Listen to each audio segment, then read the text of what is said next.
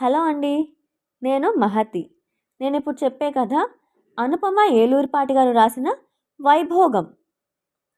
భావన ఒకసారి అసహనంగా గడియారం చూసుకుని నిట్టూరుస్తూ వెయిటింగ్ ఏరియాలో మూలనున్న సీట్లో కూర్చుంది. అసలే సంవత్సరాంతం అవటం వల్ల ఉద్యోగంలో ఒత్తిడి ఎక్కువగా ఉంటే ఇప్పుడు ఈ హాస్పిటల్లో ఇంతసేపు వెయిట్ చేయటం కష్టంగా ఉంది. దానికి తోడు రిసెప్షనిస్ట్ విసురుగా మాట్లాడడం అస్సలు నచ్చలేదు. నేనేం చేయను మేడం, మీకంటే ముందు వచ్చిన వాళ్ళు ఉన్నారు కదా, మిమ్మల్ని ముందు పంపలేను కదా అని అందరికీ వినపడేలా మాట్లాడి అక్కడే నించున్న తనని ఏమాత్రం లెక్క చేయకుండా ఏదో టైప్ చేసుకోవడం మొదలుపెట్టింది ఆమె.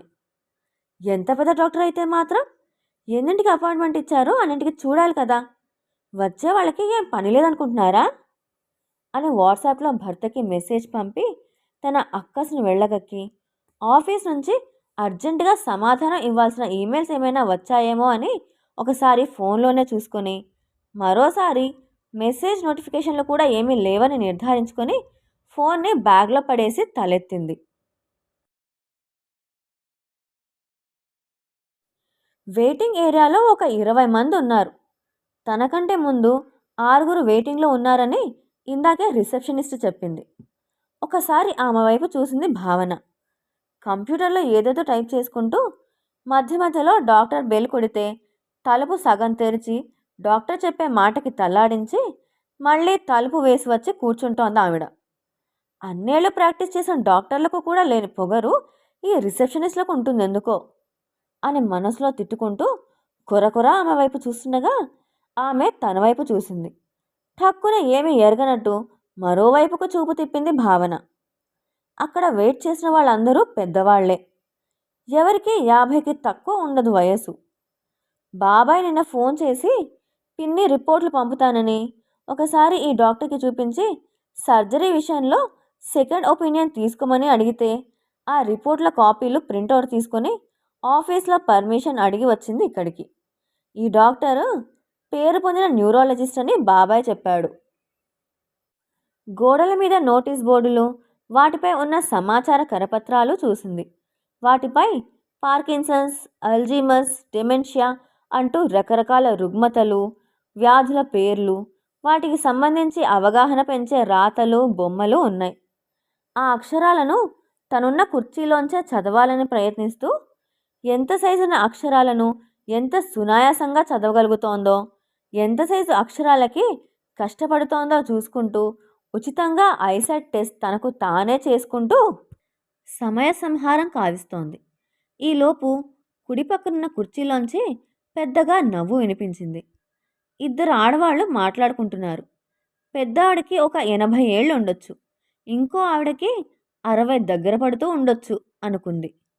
వృద్ధులు సైతం ఉన్న చోటుని, సందర్భాన్ని, పక్కవారిని మరచి ఫోన్లకి అతుక్కుపోతున్న ఈ రోజుల్లో ఫోన్ వాడకాన్ని కుదిరినంత తగ్గించాలని ఈ మధ్య నిర్ణయించుకుంది భావన.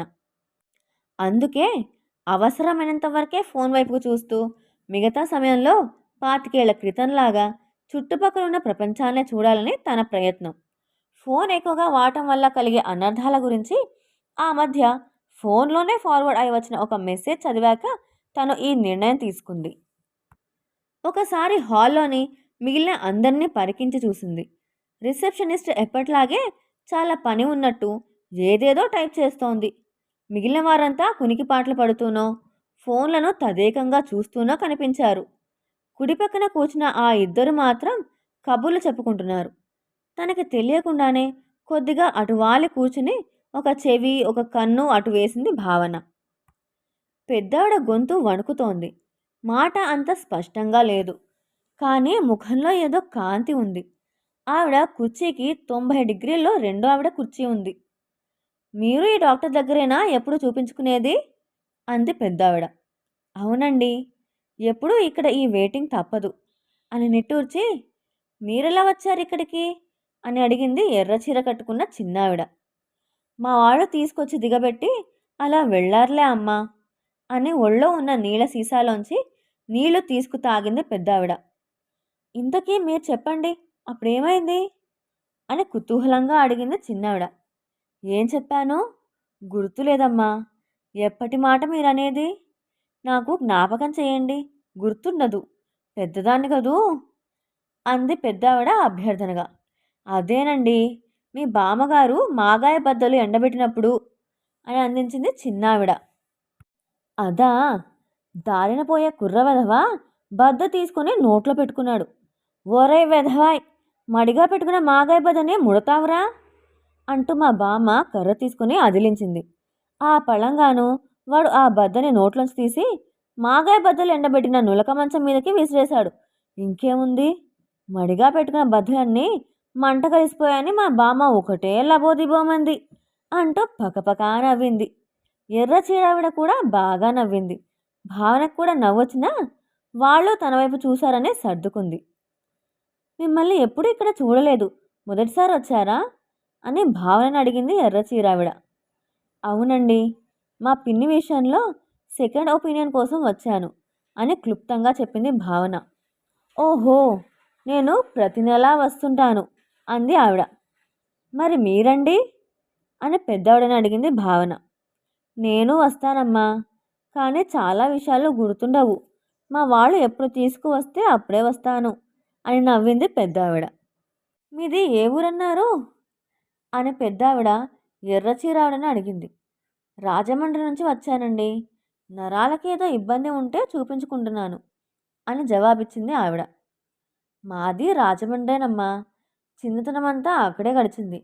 కానీ ఆ బ్రిడ్జి కట్టకముందే తెనాలికి మారిపోయాం. పెళ్ళై కాపురానికి మద్రాసు వెళ్ళిపోయాను.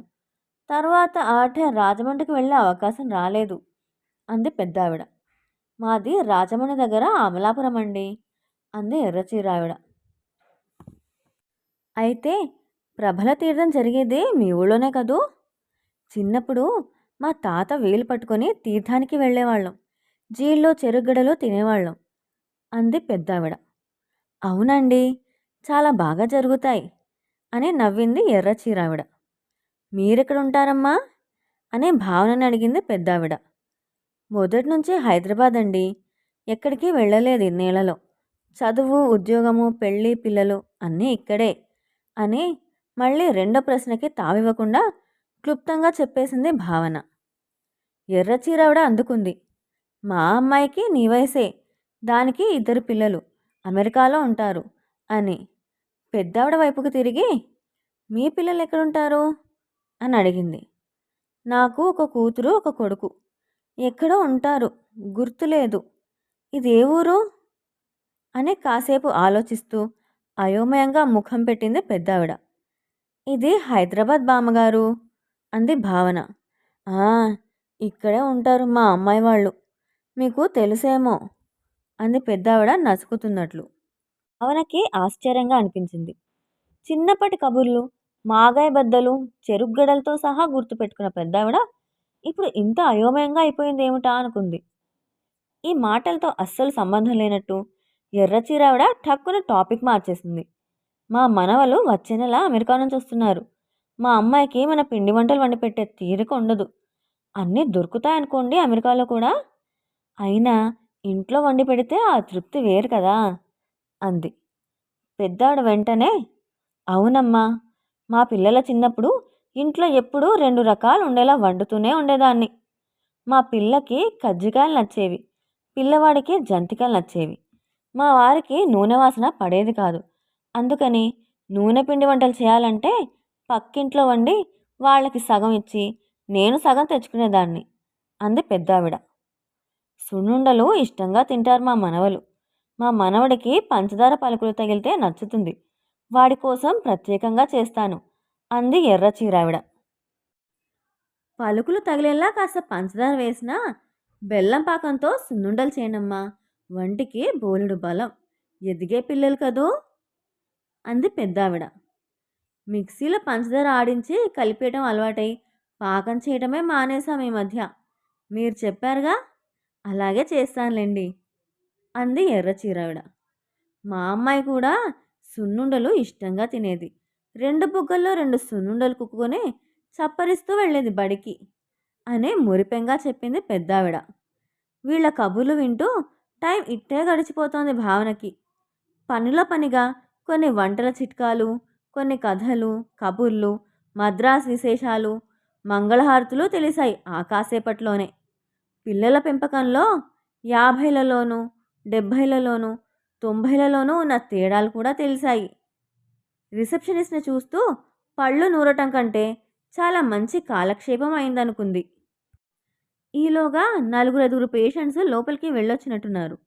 ఒక్కొక్కరితోనూ ఎక్కువసేపే గడుపుతున్నారు లోపలున్న డాక్టరు. అందులోనూ అందరూ పెద్దవాళ్ళు కనుక వాళ్ళకి అర్థమయ్యేలా కూలంకషంగా అన్నీ చర్చిస్తున్నట్టున్నారు. అందుకే ఇంత వెయిటింగ్ ఉన్నా ఈయన మంచి డాక్టర్ అని బయట పేరు బాగుంది. మరొక్కసారి మెయిల్స్ చెక్ చేసుకుంటే నయం అనుకుని ఫోన్ బయటకు తీస్తుండగా రిసెప్షనిస్ట్ వీళ్ళ దగ్గరకు వచ్చి, ఆంటీ, మీ తిరునాళ్ళు ఊరగాయల కబుర్లు అయిపోతే మీ అమ్మగారిని తీసుకెళ్ళండి లోపల పేషెంట్ బయటకు వచ్చాక అని నవ్వి ఆమె వెయిటింగ్ హాల్ చివర ఉన్న బాత్రూమ్ వైపుకి వెళ్ళింది. భావన ఒక్కసారిగా ఉలిక్కిపడింది. వీళ్ళు ఇక్కడే కలిసినట్లు మాట్లాడుకున్నారే అనుకుంటుండగా తనకంటే పెద్దావిడ మరింత అవాకవటం గమనించింది. పెద్దావిడ కళ్ళు పెద్ద చేసి, నువ్వు నా కూతురువా అంది. ఎర్రచీరావిడ, అవునమ్మా, దా నెమ్మదిగా లే అంటూ ఆవిడని రెక్కపుచ్చుకుని లేపి వీల్ చైర్లో కూర్చోపెట్టింది. నా కూతురువేనేమిటే నువ్వు అంటూ ఏదో ఆలోచించి అయోమయంలోంచి ఆనందంలోకి ముఖకవళికలు మార్చింది పెద్దావిడ. అవునమ్మా, నేనే, సుజాతనే అంది కూతురు నవ్వుతూ. అవునే, ఎవరో అనుకున్నాను, డాక్టర్ పిలిచారా అంటుండగా ఉంటామండి అని భావనకి కళ్ళతోనే వీడ్కోలు పలికి చిరునవ్వుతో వీల్చైర్ తోసుకుంటూ లోపలికి తీసుకెళ్ళింది సుజాత. ఈలోగా బాత్రూమ్ నుంచి రిసెప్షనిస్ట్ వచ్చి తన సీట్లో కూర్చుంది. భావన ఇక ఆగలేకపోయింది. విసుక్కున్నా పర్వాలేదని ఆవిడ దగ్గరకు వెళ్ళి, వాళ్ళు తల్లి కూతుళ్ళా, ఇప్పుడే కలుసుకున్నట్లు మాట్లాడుకున్నారే అంది. ఈసారి రిసెప్షనిస్ట్ ఏ స్వరంతో మాట్లాడుతోందో తను పట్టించుకోలేదు. ఆఫీస్కి వెళ్ళాలి అనే కంగారు తనలో లేదు. అర్జెంట్ ఈమెయిల్స్ వచ్చాయేమో చూసుకోనే లేదు. ఆవిడ చెప్తున్నది ఆసక్తిగా వింటోంది. ఆ పెద్దావిడికి 85 ఏళ్ళు ఉంటాయి. గత 10 ఏళ్లుగా ఆవిడ ఇక్కడికి వస్తున్నారు. మొదట్లో కొడుకు తీసుకొచ్చేవారు. కానీ ఆ మధ్య కొడుకు చనిపోయారట. ఈవిడ కూతురు. అప్పట్లో వేరే దేశంలో ఉన్న తమ్ముడు చనిపోయాక తల్లి మానసికంగా కూడా చితికిపోవటంతో అన్నీ మానుకొని అమ్మని చూసుకోవటం కోసం ఇక్కడికి మకాం మార్చుకున్నారు. ఈ 10 ఏళ్లలో పెద్దోడ జ్ఞాపక శక్తి అంతకంతకీ తగ్గుతూ వచ్చింది. ఇప్పుడు ఎవరైనా చెప్తే తప్ప తన పిల్లల్ని కూడా ఆవిడ గుర్తుపట్టలేరు అంది. మరి చిన్నప్పటి కబుర్లన్నీ పూసగుచ్చినట్టు చెప్తున్నారు కదా అంది భావన. అదే అల్జీమస్ వ్యాధి లక్షణం. బాగా చిన్నప్పటి విషయాలు అన్నీ గుర్తుంటాయి, కానీ ప్రస్తుత విషయాలు గుర్తుండవు. ఆవిడ ఆరోగ్యం అంతకంతకీ క్షీణిస్తోంది. మాట కూడా ఈ మధ్య బాగా అస్పష్టంగా వస్తోంది పాపం. అయినా కూతురు కబుర్లు చెప్తుంటే కూతురిని కూడా గుర్తుపట్టకపోయినా కష్టపడి మాట్లాడుతున్నారు. ఉన్నన్నాళ్ళు ఆవిడని సంతోషంగా ఉంచాలన్నదే సుజాత గారి ప్రయత్నం.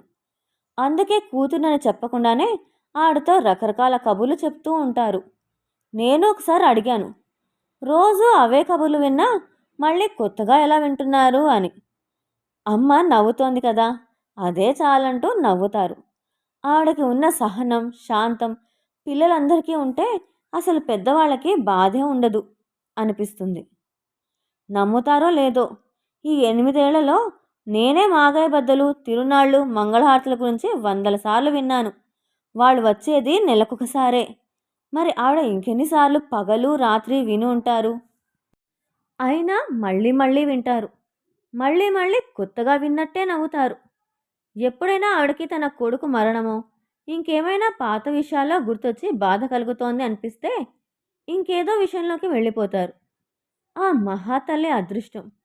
కూతురు టాపిక్ని మార్చిందని కూడా పసిగట్టలేని పసి మనస్సు ఆవిడది. ఆవిడ మంచాన ఉండొచ్చు, ఇంట్లో వాళ్ళని గుర్తుపట్టకపోవచ్చు, తన పని తాను చేసుకోలేకపోవచ్చు, అన్నం తినాలన్నా చేతులు వణకొచ్చు, లేచి 4 అడుగులు వేయలేకపోవచ్చు. కానీ ఇలాంటి కూతుర్ని కన్నందుకు ఉన్నంతకాలం ఆ పెద్దావిడ ముఖాన చిరునవ్వు మాత్రం చెదరదు అంది రిసెప్షనిస్ట్. ఈలోగా బెల్ మోగితే లేచి తలుపు దగ్గరికి వెళ్ళి డాక్టర్ చెప్పే మాటలకి తలాడించి మళ్ళీ వచ్చి కూర్చుని ఏదో టైప్ చేసుకోవడం మొదలుపెట్టింది. భావన సీట్లోకి వెళ్ళి కూర్చుంది. లోపల డాక్టర్ తల్లి కూతుళ్లతో మాట్లాడుతున్నారు. కానీ భావనకి ఆలస్యం అయిపోతోందన్న కంగారు లేదు. గుండెల్లో ఏదో బరువు. అది బాధ కాదు, భయం కాదు, ఆనందం కూడా కాదు. ఒక అనిర్వచనీయమైన అనుభూతి. ఆ తల్లి కూతుళ్ళ మధ్య జరిగిన సంభాషణ, ఆ పెద్దావిడ కబుర్లు వింటూ ఇంకా ఇంకా అడుగుతూ తలాడిస్తున్న కూతురు, ఆ పెద్దావిడ ముద్ద మాటల మధ్య బోలెడు జీవిత సారం, ఆవిడ బోసినవ్వు, ఇవన్నీ తన కళ్ళలోనే ఆడుతున్నాయి. జ్ఞాపక శక్తి పోవటం ఆ పెద్దావిడికి శాపమా వరమా?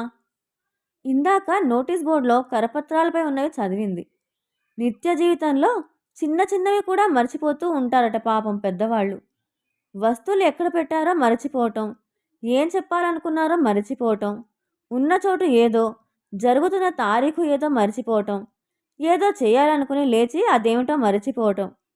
వెరసి నిత్య జీవితం గందరగోళంగా మారుతుందట. కానీ అవన్నీ పెద్దావిడని ఏం బాధ పెట్టలేవు. హాయిగా చిన్ననాటి రోజుల్లో కాలం గడుపుతోంది. ఒకప్పటి కష్టాలు, కన్నీళ్లు, అవి గుర్తు చేసే మనుషులు, సంఘటనలు ఆవిడ చుట్టూ లేవు. ఒకవేళ గుర్తొచ్చినా అవి మరిపించే కూతురు నిరంతరం పక్కనే ఉంటోంది. ఇంతకంటే భోగం వృద్ధాప్యంలో ఎవరికి లభిస్తుంది? ఆవిడ అందరికంటే సంపన్నురాలు. అవధులు లేని ఆనందం ఆవిడ సొంతం. కన్నందుకు ఆవిడ పట్ల కూతురు తీర్చుకుంటున్న రుణం ఈ ఆనందం. ఇంతకంటే వైభోగం ఏముంటుంది? ఒక్క గంట క్రితం ఉత్తి పుణ్యానికి తనకి ఆ రిసెప్షనిస్ట్ పట్ల కోపం వచ్చింది. తన వంతు వచ్చే వరకు ఎదురు చూడమని చెప్పింది, అంతేగా. దానికి ఎంత అసహనం కలిగింది తనలో. నిజానికి ఈ తల్లి కూతుళ్ళ పట్ల ఆవిడకున్న గౌరవభావాన్ని పంచుకుంటున్నప్పుడు ఆమెలోని సౌశీల్యం కనిపించింది.